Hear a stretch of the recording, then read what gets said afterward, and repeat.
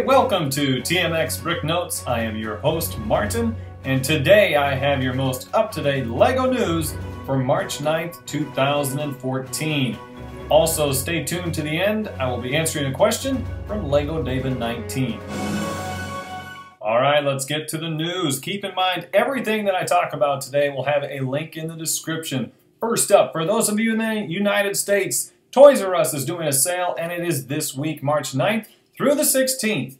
It is going to be a BOGO 50%. So, buy one, get 50% off any of these themes: City, Friends, Ninjago, and Duplo. They also do have a few other sales, so check out their website, or better yet, if you're near one, go straight to the store. Many of you have probably already seen a picture released for the Sandcrawler. It's Star Wars' newest and biggest set to be released this May. Now, LEGO has done an official press release for this, and they've given it a set number, 75059. It will have 3,296 pieces and takes approximately 11 hours to build. It's a big set. Now, they do say it will officially be released May 14th, but I believe if you're a VIP member, you will get early access to it. Now, the prices. In the United States, it will be $300, Canada, $350, in euros, $300, in pounds, $250, and in Dutch krone, 2,800. You can watch the official LEGO video, which reviews the set. I've put that in the link.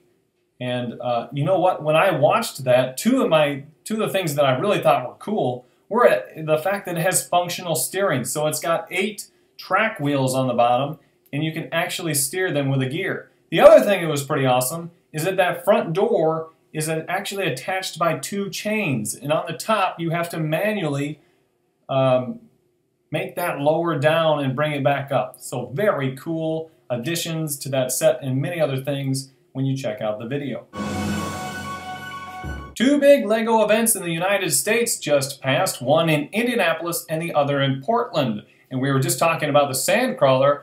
You can actually see a video like behind the scenes on Beyond the Brick where they show the unveiling of the Sandcrawler at Brick's Cascade, which was held in Portland. If you're looking for any video of Brick World Indy, which is in Indianapolis, I found some already from YM Perry 94. So a few big events that have just passed, some that are coming up. Of course, in April, we have Philly Brick Fest and an official LEGO event, LEGO KidsFest. The next stop is in Michigan, Novi, Michigan. I hope I'm pronouncing that correctly. It's April 25th and 26th. They're going to have actually 5 different sessions over a 3-day span. So you can't go for the entire day, for instance, on a Saturday. They break it up into 2 separate sessions of 3 to 4 hours at a time. Also, it's going to be at the Suburban Collection Showcase. For adults, the tickets are $22. For kids, that's 3 to 17 years old, and seniors, 65 plus, the tickets are $20. Now, there's a ton of things to do at LEGO Kids Fest. I've been to one before. I went to one in Minneapolis a few years back. Lots of cool stuff, including life-size models of characters. They're going to have something to do with a LEGO movie, and their new toy lines like Mixels. They do also have a really cool thing called a Creation Nation, where you can build a little set and it's put into a huge map of, in this case, the United States, because they're in the United States. So a lot of great stuff for you to do there. Another big LEGO event is Bricks by the Bay. The press release came out today. It's going to be held in Santa Clara at the Santa Clara Convention Center. Now, this is a ways off. It is in August. The official dates are August 7th through the 10th. It is the 5th convention for Bricks by the Bay, which has a bunch of lugs and LEGO fans come together. But it's actually, the first 3 days are all for the specific LEGO fans. You have to sign up separately. The public display is on Sunday, and that's Sunday, August 10th, from 10 a.m. to 4 p.m. The last time you can enter is 3 p.m. Regardless, lots of cool stuff going on there. You can check out the Bricks by the Bay website. And keep in mind the theme for this year is fun and games. Volvo is teaming up with the LEGO Group. According to brickfanatics.co.uk, they re-released the press release from Volvo, And Volvo is going to be, or the Lego Group's going to create Volvo's first L350F, and it's going to be created in August. It's Technic 42030 is the set number. It's a big set, but it's going to be pretty awesome. It's a remote-controlled wheel loader that drives, steers, lifts, and loads just like the real thing. And finally, for the news, you've been expecting the new minifigure series to be The Simpsons. Well, I've got a list of all the characters for you. There are 16, so let's go through this list, and then I'm going to tell you the ones that I think they should have made and hope that they still do make. Anyways, here we go. Number 1, of course, Homer Simpson, Marge Simpson, Bart Simpson, Lisa Simpson, Maggie Simpson, and Grandpa.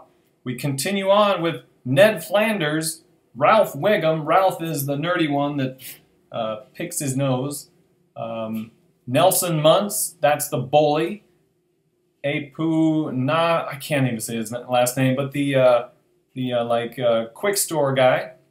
Chief Wiggum is the police chief. Krusty the Clown, Itchy and Scratchy, Mr. Burns, and of course Bart's best friend, Milhouse. Now who's missing? Well, a few of the people that I thought they could have done are Marge's sisters, which would be Patty and Selma, Smithers, which is Mr. Burns' assistant, Mo, which is Moe's bar, and Barney, which is the guy that hangs out at Moe's bar. Of course, they could have done Kent Brockman, the news anchor, or Mayor Quimby, and then one, which I really think they've got to include in some set, is Seymour Skinner. Of course, you may know him as Principal Skinner. Those are just a few that I think they left off, so hopefully we'll have some more Simpsons sets coming out, maybe even another series of collectible minifigures. Keep in mind, when you do buy these collectible minifigures, they're going to be a blind bag, just like the series from the Lego Movie and prior CMFs. You don't know what you're going to be getting unless you do a really good job of feeling what's on the inside. Okay, on TMX Brick Notes, the rest of this week, as I post videos daily, on Monday you're going to get quiz number 8 as you can learn more Lego terms. On Tuesday, every Tuesday, I do a vlog. And then on Wednesday, it's going to be my weekly Lego haul. And then again Thursday, it's more news and answering a question from one of you. Every Sunday and Thursday I do this. It's pretty fun. Now, if you missed it over the weekend, I posted some videos, some how-tos that are helpful for BrickLink and Brick stores, so check those out if need be. Now let's get on to the question from Lego David 19. I gotta put my glasses on once again. Lego David 19, he asks, for the future, how do you recommend to package the BrickLink parts and sets while moving? And then the second part of his question, is it easy to just tape the cases they are already in, or to just take everything out and store it in bags or something like that? And he writes, thank you. So very great questions. Let's get to those answers. Okay, so if you run a BrickLink store and you're going to be moving, there's a lot that goes into it. And it kind of depends on how you store your stuff. If it's already in containers, that's easy. You may have seen one of my videos where I showed you how to consolidate those containers. And if they're in baggies, just put them into either a bigger box or bigger containers. But if you're using stack-ons, like those containers that have all the drawers that pull in and out, again, you might have seen in my video I put cellophane on the front and the back, and that contains it. But if you're not the one handling those, then I wouldn't suggest doing that, because then you're asking to trust someone to not tip those, because if they tip, those pieces are coming out. So your best deal is put each and every drawer into a baggie. Then it's not going to be going anywhere. It's going to take more time, but then you can dump those baggies back into those drawers. Now, if you have 2,000 different drawers, I know it's going to take a long time, but it's going to take a long time to move those stack-ons anyways. In this way, you know it's going to go and work a little bit better. Now, as far as sets, anytime you're moving sets, even though it's in a Lego box, you want to put it in a big brown box, a big moving box. Now, there's a few reasons for this. One of them is it's a little more concealed and secret. And if you're moving Lego, you know, it may be not going up and down the stairs or in and out of your new place compared to your old place, but it could be on the drive. I don't know how long you're going to be driving. If you're going to put this stuff in your car, you don't want people seeing that you have something that could be expensive in your vehicle. If it's in a moving truck, it's not going to really matter, but then again, who knows? I just think that putting all of your Lego boxes into one bigger box, or a few bigger boxes, is a safer way to go and a lot easier to carry than having to stack them up. So hopefully that helps on those tips on moving your BrickLink store. And I think I actually answered the second part of the question too. Another thing that I use are jewel cases. Those work pretty well. You can actually, for the most part, flip those up and down, and then pieces aren't going to be moving from compartment to compartment. The banker's boxes worked really well for me. The jewel cases actually fit in those really well. So banker's boxes you can pick up in packs of 10, and they are easy to carry. They work really well, and you can carry 1 or 2 at a time. Regardless, that was a great question from Lego David 19. Next time on Thursday, we've got a question from Hubby 00N6. So stay tuned for that. And again, if you have your own question, please put that in the comments. I'd be more than happy to answer in a video form right now. I'm probably about a month behind. This question from Lego David 19 was posted on February 7th. If you have a question that you want answered right away, go ahead and send me a private message. In the meantime, thank you very much for tuning in today. I want to thank all of my subscribers as always. And please feel free to comment, like, or dislike the video in any way you choose. Until next time, I'll see ya.